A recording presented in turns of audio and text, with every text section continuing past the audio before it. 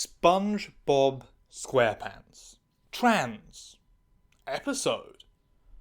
Those are certainly words that I put into the title, but is any of that actually true? Is this actually another trans episode of a TV show with an actual trans person, or is it just me taking a character who's acting, dressing, or pretending to be a different gender for a period of time, and then slapping that with the trans label like I'm some kind of parody of what conservatives think modern pop culture producers are doing with media? That one of Barbie's main three sidekicks is, surprise, surprise, a man. I mean, is nothing sacred? Well, the answer here is it's the second one, obviously. Come on. It's a children's show from the 1990s that was majorly popular during the 2000s.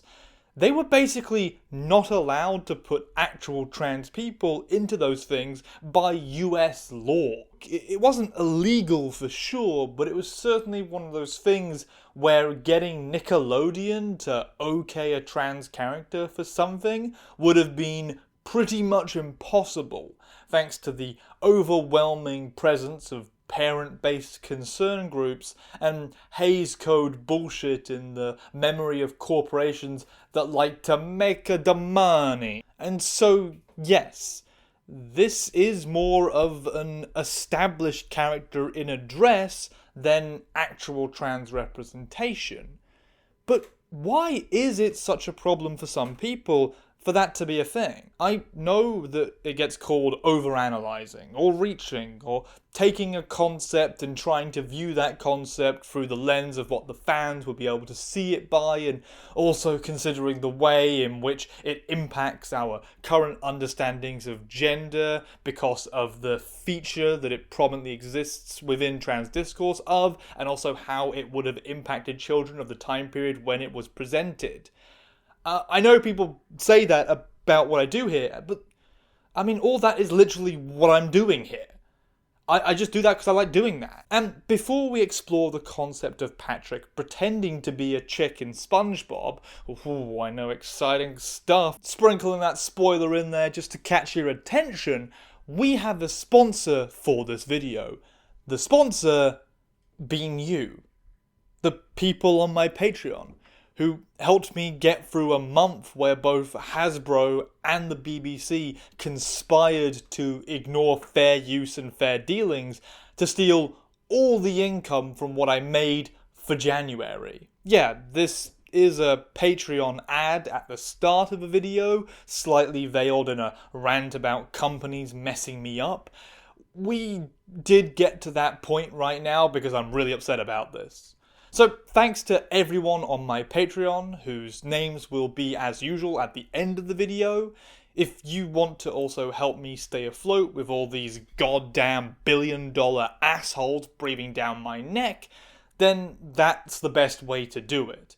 That's the best way to make sure I get paid for anything I do, because YouTube sure as shit isn't.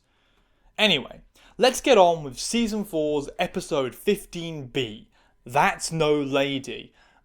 That's a questionable title, but give it a chance. We have to always give it a chance to surprise us with some sort of positive gender message and possible nostalgia trip for the queer kids in the audience.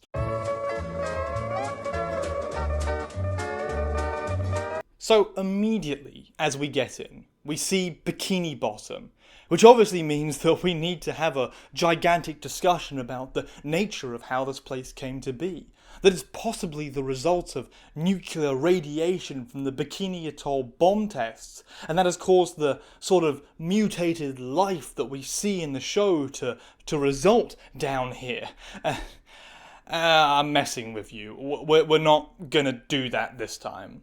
I'm trying to cut back on the getting sucked into strange show lore / conspiracy theories because it specifically keeps pissing off one commenter on multiple videos, and hey, you know what? I see you, commenter, and I respect that you just want me to talk about the episode. So here we go. Bikini Bottom is irrelevant to our trans with big quotation marks around the word trans there, conversation. So, scoodly-doot, erase that from your brain as something worth keeping in there. Our character of interest, Patrick Star, renowned idiot and person with almost no real personality beyond the fact that they're an idiot and that they're friends with SpongeBob. Is this the Krusty Krab? No! This is Patrick! I'm not a Krusty Krab. Seriously, I know this is a kids show and simplicity is the name of the game, but how much comedy can you really drag out of someone whose entire essence is just being oblivious to stuff? Surely that gets tired fast as a bit, and maybe that facet, the simplicity, is why all the SpongeBob stuff that people remember is from a very specific number of years, even though the show went on for ages beyond that point. It sort of reminds me a little bit of The Simpsons. There are tons more seasons that nobody references, because I'm not sure who's even watching it by that point anymore. But everybody knows and quotes and memes the select golden age period. You know, what I'm saying is maybe SpongeBob wasn't ever going to be an amazing long-term show, and was sort of just good in a short burst where it didn't overdo the characters. And damn it, sorry, I've got to remember that commenter. I gotta keep on track. Trans stuff only, no other side shit. So, look, Patrick Star is running around the town, being his normal, goofy, stupid-ass self, when a stranger walks up to him and tells him to get out of town, which he promptly does, because that is totally in line with everything we have seen about him so far, even though we discover immediately as an audience afterwards that this is just some vacation sales fish, and "get out of town" was their opening pitch line. Get out of town and take a vacation to beautiful sunny seashores resort. Now, obviously, we're meant to see this as some sort of jab at the stupidity of Patrick, that they saw this and went immediately, I gotta get out of town. But I personally think that the salesfish is the real idiot here. Who opens by shouting, get out of town at someone? That's a fucking atrocious gambit to begin with as a sales pitch.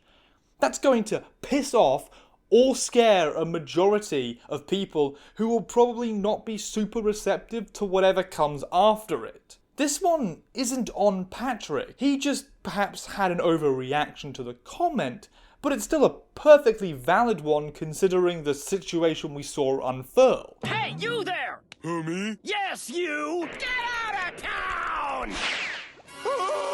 Patrick then goes to his friend's house, SpongeBob, to hide, and then presumably then to get the hell out of town. And SpongeBob and Patrick have a relation that I would describe in the show as enabling the worst behaviours of each other, which in this episode translates to Patrick telling SpongeBob how the guy who told him to get out of town had a briefcase, and that being all the information SpongeBob needed to hypothesize the absolute extremist version of the truth.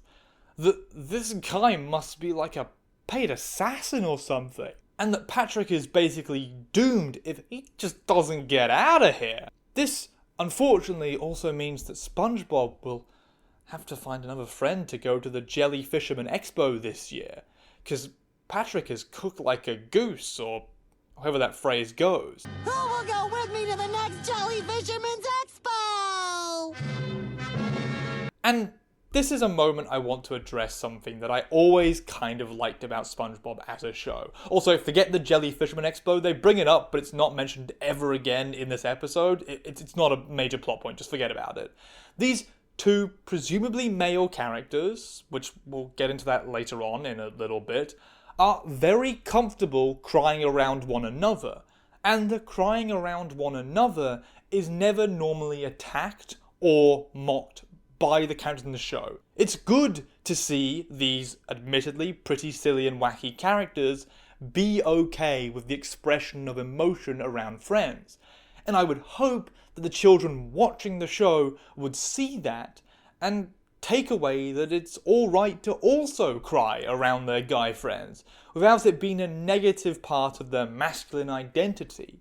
A good counterance in the face of the overwhelming contrary messages that told young men to bottle up their feelings and man up instead of,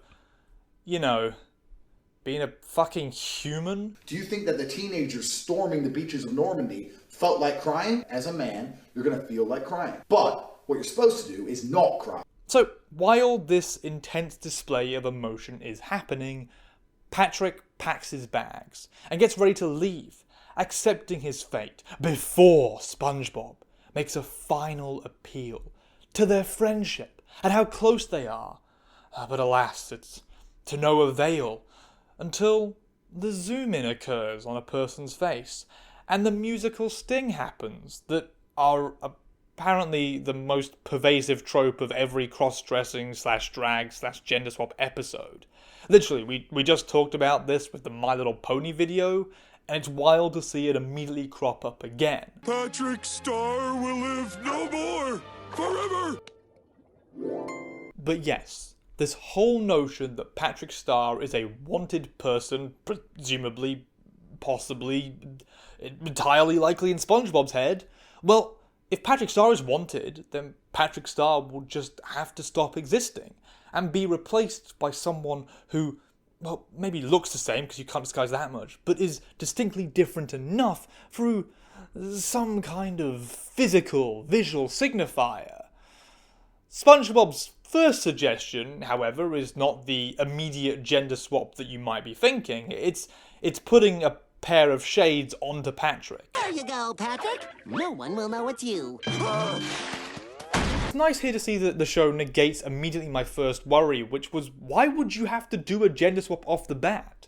Surely there are easier costumes or disguises to adopt that don't require so much extra work or effort put into them? Like going, well, I guess we've got to pretend to be a girl now, is not the immediate first disguise I would leap to. Unfortunately, SpongeBob's first disguise idea, as mentioned, is a pair of fucking shades, which while are effective enough to make Patrick freak out and think it's not himself in the mirror, don't work very well as a disguise against anybody else. At all. Yo, Patrick! Cool shades. This isn't a world of silly Superman / Clark Kent logic after all. This is a serious, serious show. Patrick is ready to call it a day at this though, concluding that shades are the best they could have possibly done, before SpongeBob shoves some seaweed on his head and declares that Patrick is... Well, firstly, he tells Patrick that Patrick is not the Mr. Seaweed Monster Man because the Mr. Seaweed Monster Man already exists in the town, and I guess it would be rude to pretend to be the Mr. Seaweed Monster Man, or are we saying that Mr. Seaweed Monster Man has already had a lock on the identity and no one else can do that gender? Only Mr. Seaweed Monster Man can be Mr. Seaweed Monster Man. Nobody else can be a Mr. Seaweed Monster Man. SpongeBob then says that he knows what Patrick can be before we get the fade. Well, before we get the bubble to the next scene of sexy saxophone music and Patrick in a skirt, crop top, lipstick, eyeliner, eyeshadow, and also not the seaweed hair, blonde hair and pigtails. Yep, SpongeBob finally got Patrick into drag, which, if we can judge anything from Nickelodeon's Pride post, was possibly inevitably going to happen. Seriously, SpongeBob presumably had all this stuff just lying around the house, so I'm not saying nothing, but, where'd that shit come from, SpongeBob? Was that just sitting around? Just sitting in a room somewhere? Come on out, Patrick. Come on, Patrick. Patrick, anyway, is now Patricia, and immediately on going outside is getting hit on by all the fish fellas in a really creepy manner. But Patricia seems to be into it, so I guess good for her? Maybe don't sexually harass women on the straight by being a sleaze, though. I'm guessing feminism didn't make its way to the bottom of the sea with Sandy here. Like, I guess she's from Texas, so... During these conversations, some weird stuff happens. Like, when talking to Larry the Lobster, Larry makes a comment about how SpongeBob's girlfriend is not ugly while nudging him, as the sexy saxophone music that I guess they borrowed from Rouge and Sonic X continues, the best Sonic series, to all the people who got mad that I dogged on Sonic Boom. Don't sweat it, sweetie. I'll handle this robot. Yeah, I bet you're really pissed off with that comment, huh? And Larry keeps making it really weird, almost forcing this idea of a relationship onto SpongeBob, while SpongeBob protests that he's not with Patricia, which isn't necessarily a non-queer thing, because as mentioned by the creator, SpongeBob is sort of intended to be asexual and probably aromantic too. His interests don't really lie in relationship sort of things, and getting pushed by this guy into a relationship would be aggravating to have happen if you were ace and aromantic.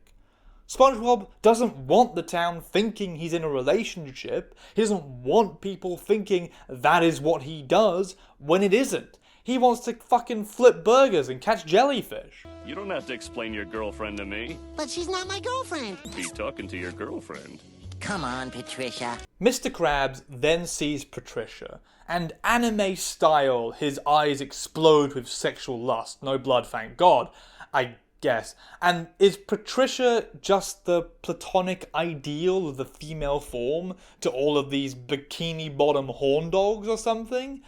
Because it sure feels like it, and I sure hope this doesn't end up being transphobic as hell. I sure as shit hope this doesn't turn into a let's laugh at all the guys for falling for another guy in a dress, because the idea of that is inherently gross funny or sad funny, like we should pity them or mock them for that. A theme that is overwhelmingly common in these sort of episodes, to the point that it's the baseline, what I expect. And if SpongeBob doesn't do it, I'm pretty much ready to declare this a queer-friendly episode, like Boy Meets World. If they don't do the bare minimum, I'm happy to give them a big old tick. That's how desperate stuff has gotten. Mr. Krabs hires Patricia for the Krusty Krab, because rich guys getting girls to work at their place so they can harass them in the future sexually and use their position of power to pull it off is a scarily common real-world thing that happens, and Mr. Krabs would absolutely totally do that. But that thought, for me, gets cut off immediately by the fact that Squidward is also into Patricia. Squidward, the guy whose whole identity is basically not liking people or stuff at all. I hate people, people hate me. God, the magnetism of this starfish must be off the scale. And I want to say that it's nice to see a person in drag, or whatever you might perceive Patricia to be. If you want to say, that's a trans thing now, I'm calling that's a trans woman, I identify with that, that's fine. I'll let you do it. It doesn't really matter. None of the other people with their other opinions can stop you either. You can do whatever you want. Well, I want to say it's nice to see that this is positioned as something that can be attractive to men, but admittedly, the joke here seems to be that Patricia isn't actually attractive, that it is just a man in a dress, and that we, the audience, know that, and so we're all having a laugh at these guys who are clearly being blinded by something else, some kind of ocean version of beer goggles. And of course that also works into homophobia as well, right? Like, we are presuming these are all guys who are into women, and they see this woman and think that's a woman, and if they found they were into a guy, then that's a funny. Because if any of that isn't the joke, then the past 3 minutes of this episode have had no jokes in them at all, which is pretty odd for a comedy. Normally they pack those things in so tight that you can take every line as building or resolving some sort of funny. Literally, the harassment begins as Krabs gets Patricia to take 2 meals to table 7, which is difficult because Patricia is so stupid that they can't read numbers, but that doesn't matter to Mr. Krabs, because at table 7 is Mr. Krabs, and he ordered 2 meals so that he could eat with his new employee on some kind of dinner date that was not planned or consented to, and frankly is immediately creepy anyways due to the power dynamics at play here, something that SpongeBob absolutely isn't going to mention. You ordered 2 crusty meals? I guess you'll just have to help me finish all this food. However, Patricia is so oblivious to all of this that they just hoover up all the food and the tablecloth and the radio while Mr. Krabs is trying to make that love connection. SpongeBob also appears to drop this line while the music does a little downbeat riff. Quite an appetite, but she's all woman. And what's going on with that? Like, from SpongeBob's perspective, this isn't a dig, this is part of the disguise that he needs Patricia to maintain so they don't get run out of town by imaginary assassins, so there's nothing inherently queerphobic or transphobic narratively with what he just said in the show, but the music that plays along with the comment is an external element, not tied to SpongeBob, that is meant to be for us, the audience, and is for the show to give us hints about how we should interpret stuff that we hear as a joke. Which does mean this leans way more towards the transphobic or queerphobic from that outside perspective. To continue the Patricia getting sexually harassed at work thing, Jesus Christ, and if you don't think this is sexual harassment, that this is just guys doing stuff to try and be attractive to a woman, maybe consider the wider ramifications of them doing this within a workplace setting, and how perhaps you might have a perspective on flirting that is not shared by the targets of your affections in the workplace. But to continue that theme, Squidward then comes over to play some, I want to say clarinet from my memory of woodwind instruments back in high school. Can we lock clarinet in? And it's on the board. Nice. 20 points to me. And you see, this face, this inappropriate touching, do you see why this is absolutely straying into the workplace harassment case that maybe HR should get involved in? Do you see it being a bit more clear now that this is not okay? If you don't see that, please leave every workforce you are part of, because you are not someone who should be around other people. And Squidward doesn't take no or the lack of interest for an answer. He just keeps pushing and pushing, only stopping when Mr. Krabs makes him stop, who makes him stop only so Mr. Krabs can then continue harassing Patricia himself. Only for both of them to find out that Patricia is busy spending time with SpongeBob, who is not their partner, as SpongeBob would like to make patently clear. They're just good friends who spend time together. Patricia then gets a moment to think about why they're being treated different. Though what they say is how these two never treated them so nice back when they were Patrick, and they don't understand what's changed.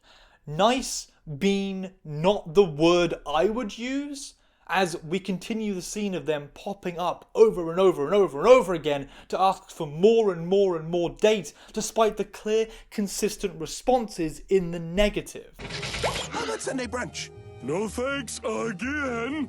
But I made reservations for 2 and... I said no. Patricia is clearly getting more aggravated by what is happening here, and begins to suspect that it is to do with them pretending to be someone else, to be a woman, though they still call what is happening from these two guys friendly, which I sure as shit hope the episode, with the last few minutes of it, address properly that this isn't nice or friendly at all, that this is a terrible way to interact with women and not something that we should consider in those terms of nice and friendly, as far as how young boys watching the show will take it away. Patricia then declares that they cannot live like this anymore, that despite the fact that they will be at risk of dying, they cannot live as someone they are not. And actually, that right there is sort of a trans message in the reverse of what I was expecting, right?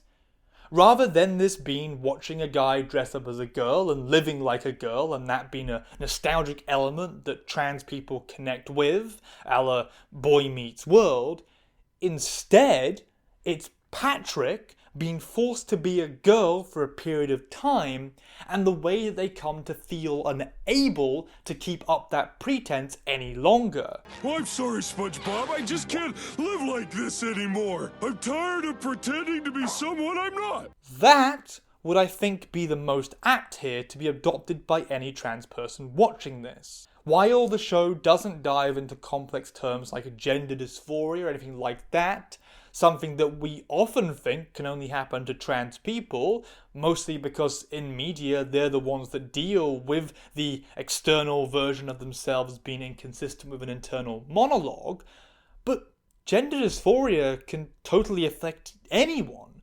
including cis people who have to pretend to be a different gender than they are not for extended periods, like Amanda Bynes from She's the Man. So seeing that concept of a guy being forced to be a girl and coming away saying, I can't do this, I can't pretend to not be myself, even presented in a minor light, is something that I think can be useful, and is our trans message here. Can be used by people looking for identity confirmation or for a trans message that might resonate. I can't live like this any longer. I'm tired of pretending to be someone that I am not, is a good message. Or at least I'm gonna claim it as a good trans message, and if you don't like that, then...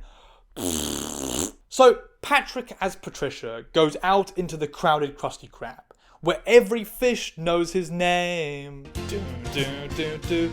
And they're always glad you came. What the fuck is happening to me? I didn't mean to do that. That's on the script. But Patrick as Patricia needs to tell everybody something.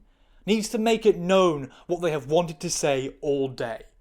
Right up, of course, until they see the assassin fish, who told them to get out of town, saunter on in. Making the announcement much harder, and unfortunately for Patricia here, the fear of death wins out against the desire to live as Patrick's true self. Oh, Jesus Christ, that trans message just got real dark and really real. Like, holy shit, that's a bit too real, honestly. Trans people having to, not be themselves out of fear of death. SpongeBob SquarePants, what are you doing to me? I wasn't expecting this. I wanted to say that I will eat any leftovers. Patrick tries to leave, to sneak off to the back, but the assassin guy wants his order taken. And SpongeBob finally here learns that that's the assassin guy, as both of them approach the table, terrified of what's going to happen. SpongeBob then leaps in front of Patrick, because he's a good friend, as the fish mentions get out of town again, the world's worst slogan for a vacation trip, and specifically calls Patricia Patrick, saying that he has to go through him to get to Patrick, to the shocked expressions of all the guys who have been spending the whole day hitting on Patrick. Squidward's eyes shrivel at the sight of Patrick's body without the disguise, and Squidward says he's going off to take a shower, which, would you look at that? A reference to that scene from Ace Ventura, which was in fact itself a reference to that scene from The Crying Game, and was also used as a reference by Family Guy when Brian slept with Quagmire's trans parent. Okay, yeah. I sort of saw that coming a little bit. It's, this is the case of that, a guy reacting in a very negative manner, a case I need to clean my body for the impure thoughts that I've had. So we know as an audience how we're meant to feel about this. This is disgusting, and how shameful men should feel about being attracted to what they think is a guy in a dress. Well, sorry, not a guy in a dress. What they think is a girl, but turns out to be a guy in a dress. They should feel bad about that.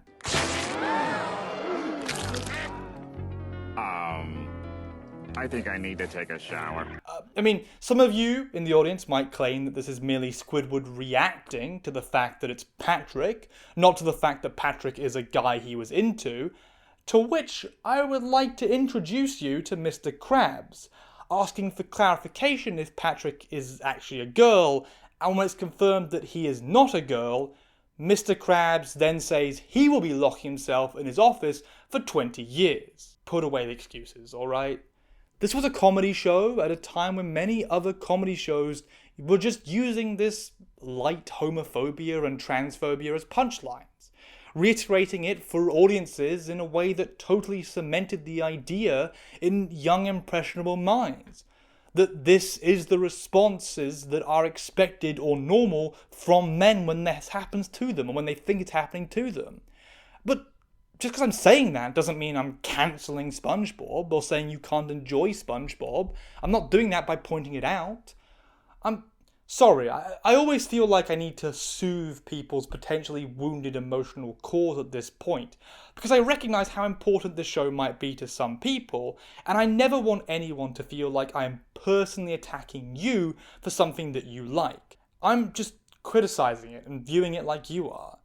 And that's the episode. Hey, buddy, what do you say we go home and get started on this list? Now, there are two things I want to mention here briefly, as some sort of addition to the conclusions that I've already made within the episode. Seriously, if you've missed what I wanted to say, then rewatch the video, I guess, and leave ads on this time, okay? Give me a bit of that moolah, as long as I don't get fucking blocked by Nickelodeon. The first thing was that I wasn't really sure how gender should work in Bikini Bottom at all. SpongeBob is a literal sponge. I don't think those things have a binary gender. And the same goes for Patrick and being a starfish, right? None of this has any real bearing on anything, to be honest.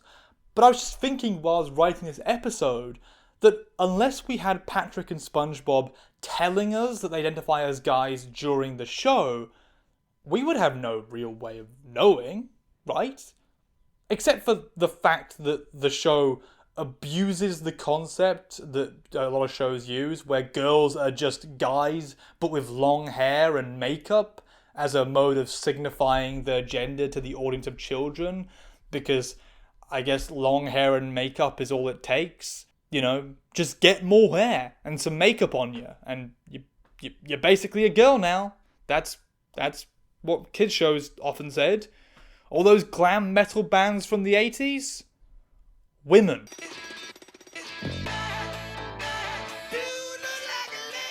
The other actual point beyond just that minor comment that I wanted to make in relation to this episode was how little it really dealt with any of the experience of being a girl that Patrick had. Now, I know SpongeBob has shorter episodes. They don't give themselves much leeway to really make any groundbreaking comments or commentary to their audience, but to counter that point, Johnny Bravo has equally short episodes and did a whole one with him being a girl that involved a similar thing of all these guys hitting on him in creepy ways, just like Patricia, and the story incorporated that into a message about feminine empowerment and how sleazy guys suck and how Johnny Bravo needs to learn to be better, and also how girls stick together and help one another in the face of this patriarchy. It brought up those issues and then resolved them in a way that gives a positive moral for kids watching, both guys and girls alike.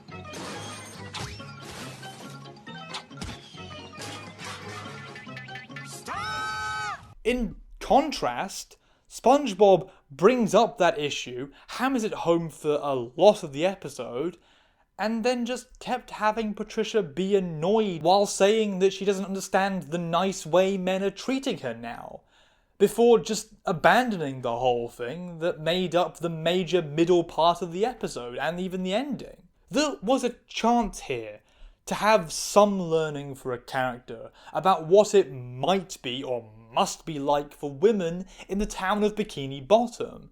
A lesson that might have seriously benefited from, I don't know, having one of the women of the show involved in the episode, like Sandy or Pearl or Mrs. Puff. But then I guess if they did that, that would have to have them admitting that sexual harassment is an issue that occurs in Bikini Bottom.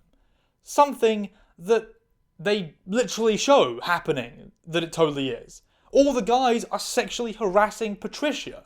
It is occurring, it just gets written off as them being all of a sudden a bit overbearing and really, really nice to women, and not taking no for an answer because they're so persistent.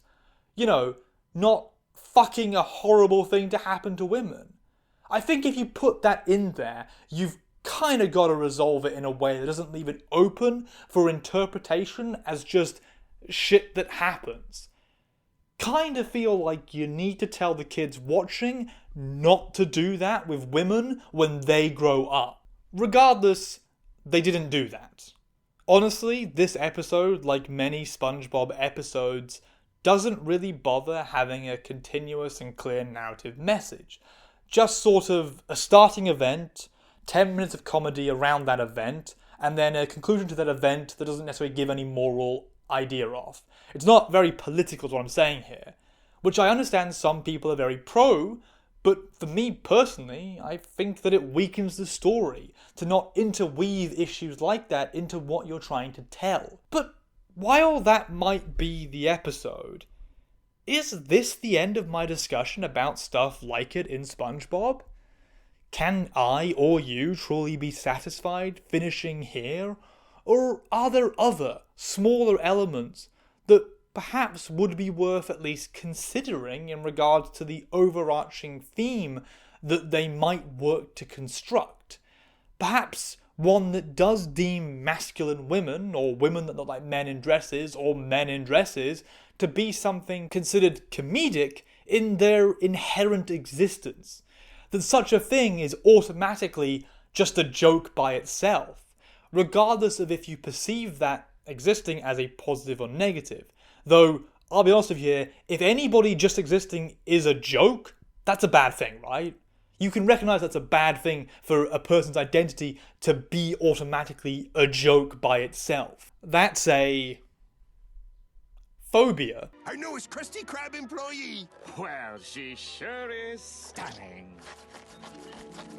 And the answer to that question is that no, I do still have stuff I want to say here, because there are two other instances that came up while I was doing research for this video. And while I'm not going to commit to these being the only other instances of stuff like this, of men dressing up as women or of masculine women in the show, as I'm sure that fans of it will undeniably find more stuff to prove me wrong, that these are the only ones, these are the ones that I felt stood out enough to warrant some consideration. Doing a lot of quibbling here, let's just get on with it. Okay, look, we're talking about Nurse Daisy Bazooka from Season 11's My Leg, about Fred, a guy who constantly gets his leg hurt, and screams the title of the episode when it happens. My leg! My leg! My leg! My leg! And how SpongeBob does all that he can to save Fred's leg so that he can woo his lady friend in the hospital. Our target of interest here, the lady friend, appears near towards the end of the episode, as this massive, hulking, terrifying nurse with facial hair, who Fred has hyped up as this beautiful woman, carrying that theme from Patricia of this guy being into women and exaggerating their beauty in a way that we, the audience, are meant to laugh at, because actually the woman that they're saying is beautiful is supposed to be ugly or gross. Specifically, in this specific manner, a masculine way. This attitude, of course, doesn't solely fuck over trans women. It fucks over cis women who also don't fall into the feminine expectations at play here. But this is part of a larger fear-mongering that goes into men's attitude towards trans women in a romantic sense. The fear of being into a person like this and finding out they're a guy. The weird way in which a lot of guys think of all trans women as being a specific kind of person. Of course, this woman is also voiced by a guy to really push that vibe and feeling home too, as we see their hairy arms, thick and veiny and muscly in a way that certainly doesn't fall into what the gender binary expects now, does it, of women? There's Bazooka. Sponge bath time. However, Fred is into this character, regardless of our own audience comedic view of the situation. And his song about that love that he has is heartfelt and doesn't mock Daisy for who she is in any way, or make a big deal about it, or incorporate her physicality into the song in a negative light. So this isn't always bad.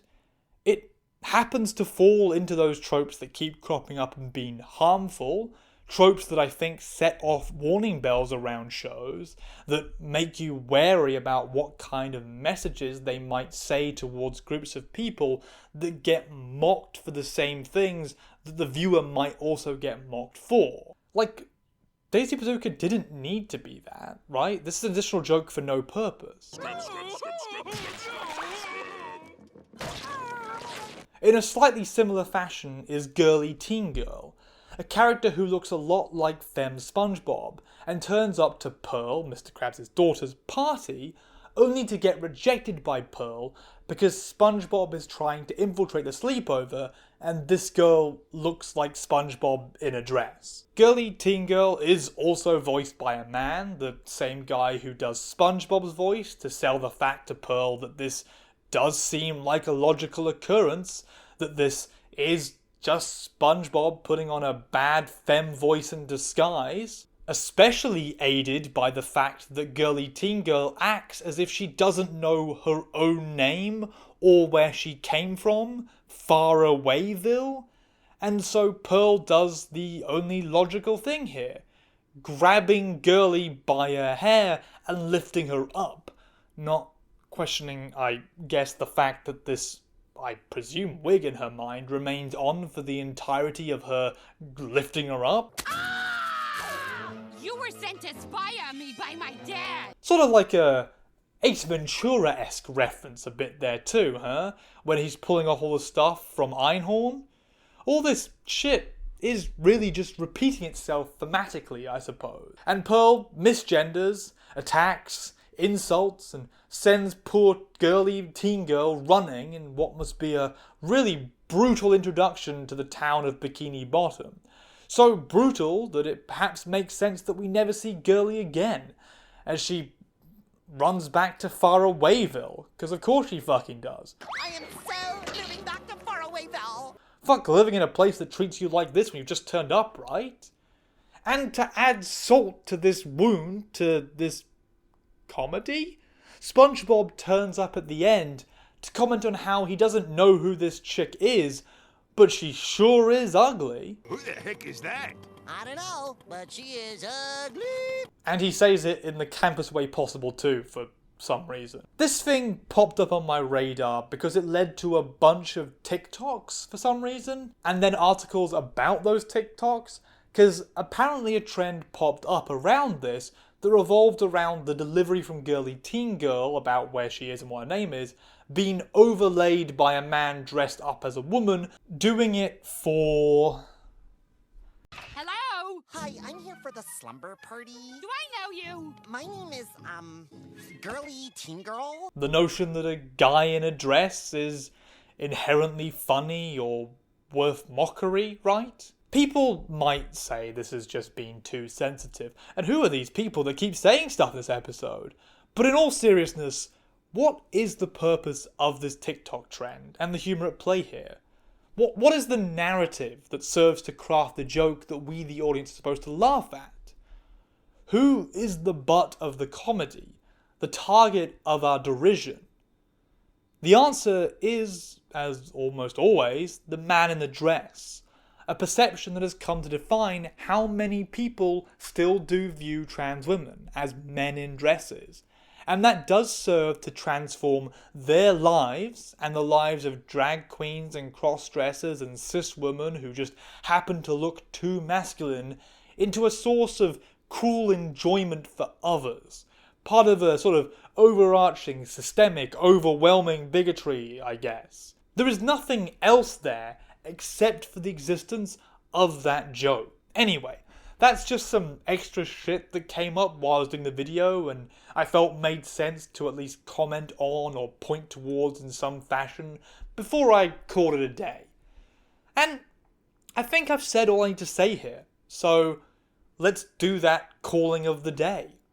I hope you liked what you saw, or enjoyed it, or learned something from it, or just were so angry or annoyed that you couldn't look away.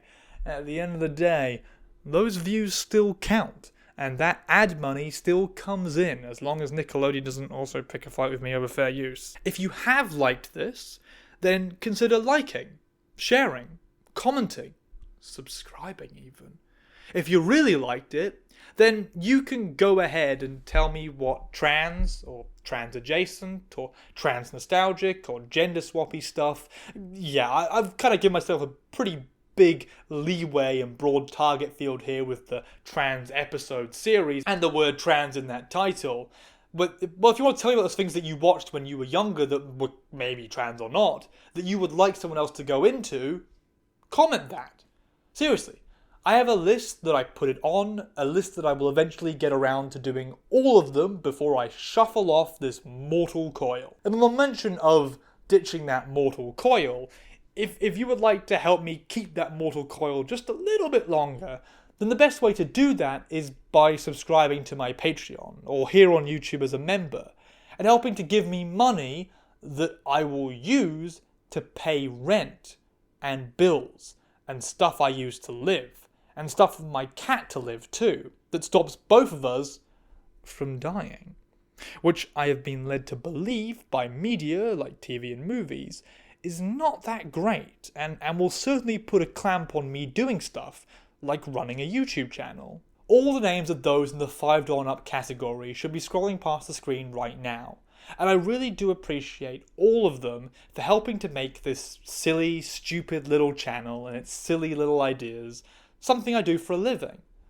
I would never have dreamed of making it to this point, and it's really only because of the support of all those people on the screen right now who help me push through and do what I want to do. Other than all of that, thank you for watching this video, and I hope you have a great day. Now I'm off to find out who the fuck lives in that pineapple. I'm going to figure it out. The show challenged me, and I'm going to work it out, I guarantee you.